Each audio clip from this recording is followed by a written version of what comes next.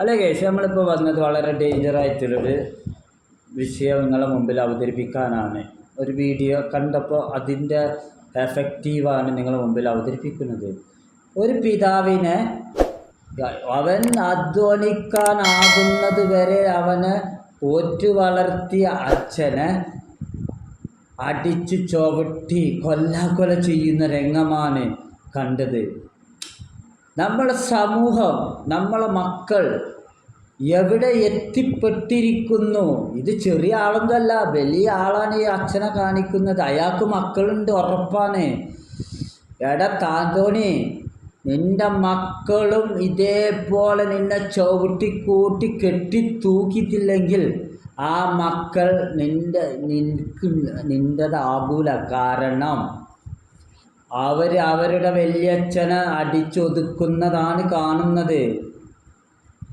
ആരൊക്കെ വന്ന് തടിയാൻ ശ്രമിക്കുന്നുണ്ട്. നിങ്ങൾ പോയിക്കോളി എന്ന് പറഞ്ഞ് അവരെ പറഞ്ഞയക്കുന്ന ഈ ഇടിച്ചു തമർത്തുന്ന മകൻ, അവനൊക്കെ വേണ്ടിയത് കാല് മേലോട്ട് കെട്ടി തല കീപ്പോട്ടാക്കി ഡ്രില്ലോണ്ട് തുളക്കാത്ത സ്ഥലം ഉണ്ടാകാൻ പാടില്ല.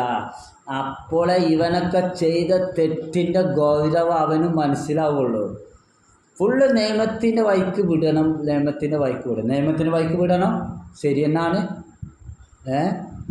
പക്ഷെ ഇമാതിരി ചെറ്റത്തര കാണിക്കുന്ന മക്കളെ പിന്നെ എന്ത് ചെയ്യണം? അവരെ എണ്ണറ്റ് മസാജ് സെൻ്റർക്ക് വിട്ടിട്ട് ഒഴിച്ചിൽ നടത്തണം. അതാ വേണ്ടിയത്? അല്ല, ഇതേപോലെ തന്നെ ചെയ്യണം. പക്ഷെ നമ്മളെ നാട്ടിലത്തെ നിയമവ്യവസ്ഥിതി അതിന് സമ്മതിക്കാത്തത് കൊണ്ട് അല്ലെങ്കിൽ ഞാൻ തന്നെ ചെന്നിട്ടുള്ളോട് തുളക്കും ആ നായിൻ്റെ മോനെ, അറിയോ? അങ്ങനെ തന്നെ പറയാൻ പറ്റുള്ളൂ. എന്താ അവനൊക്കെ വിചാരിച്ചത്? നമുക്കുണ്ട് മക്കള്. അതിൻ്റെ കൊണ്ട് തന്നെ ഇങ്ങനെ സംസാരിക്കണോ നിങ്ങളൊന്ന്? നമ്മളെ മക്കൾ നമ്മളോട് ചെയ്യാതിരിക്കണം.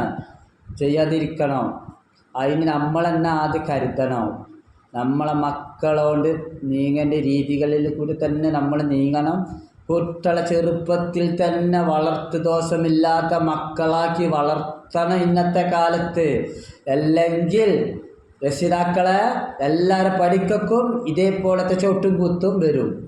ഓക്കെ, ഞാൻ ഓരോ വീഡിയോ നിങ്ങളുടെ മുമ്പിൽ ചെയ്യുന്നത് എനിക്ക് ഫോളോവേഴ്സും സബ്സ്ക്രൈബും ഉണ്ടാകോ പോകുമോ, വ്യൂസ് വരുമോ പോകുമോ നോക്കിയിട്ടല്ല. നമ്മളെ സമൂഹത്തിൽ നടമാടിക്കൊണ്ടിരിക്കുന്ന അനീതിക്കെതിരെ അതിശക്തമായ നിലയിൽ തന്നെ ഈ 10 പിരിക്കാരൻ ബ്ലോഗർ പ്രതിഷേധിക്കും. നിങ്ങളുടെ മുമ്പിൽ വന്ന് അവതരിപ്പിക്കുകയും ചെയ്യും. ഇങ്ങനെയൊക്കെ അവതരിപ്പിക്കുമ്പോൾ ഇന്നോട് ഇഷ്ടമില്ലാത്തവർക്ക് പോകാം. കാരണം ഞാൻ യാതൊരു തെറ്റും നിങ്ങളെ മുമ്പിൽ വിളിച്ച് പറയുന്നില്ല. ഞാൻ സത്യസന്ധമായി തെളിവ് സഹിതമാണ് നിങ്ങളെ മുമ്പിൽ അവതരിപ്പിക്കുന്നത്.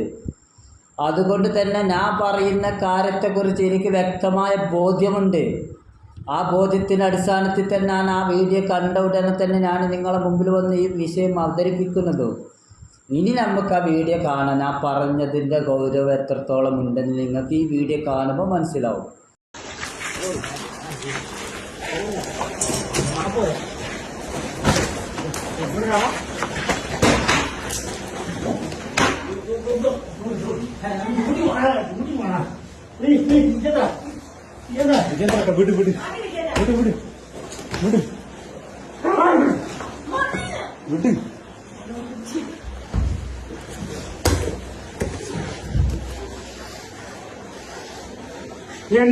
कोशिश है, कोशिश का मैंने कोशिश है।